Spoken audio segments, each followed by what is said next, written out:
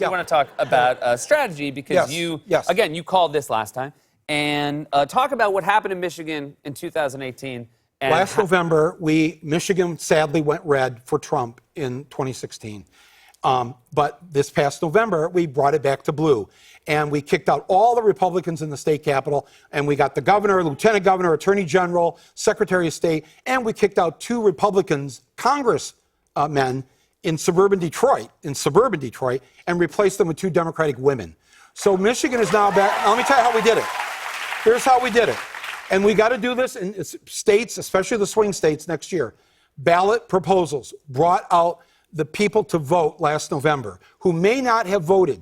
So we came up with this idea. Let's get 2 ballot proposals. Actually, this is Karl Rove's and Bush's idea. In 2004, they got 14 states to put an amendment on the ballot proposal to ban gay marriage. And it passed in all 14 states, and it brought out enough people to get Bush elected. We can do this time if we put ballot measures on the ballots. We did it in Michigan with marijuana legalization. We doubled the youth vote from the previous off-year election. And the African-American vote, which thousands had sat it out in 16, unhappy with the choices, came back to vote last November because we had a ballot proposal to make gerrymandering and voter suppression illegal. And it passed. It passed, marijuana passed, and we had a huge African-American turnout, and that gave us we got Democrats elected off it. So instead of putting all our hopes in one politician to carry the thing, we have to get these ballot proposals on in the swing states. That will bring out people to vote.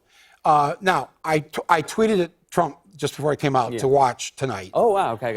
Because I was going to tell him, he is right.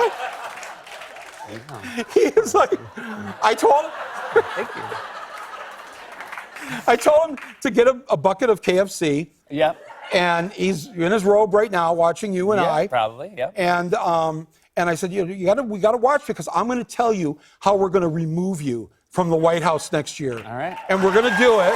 We're going to do it by getting those ballot proposals in those states to bring out the majority of Americans, who are that 70%, women, people of color, young adults.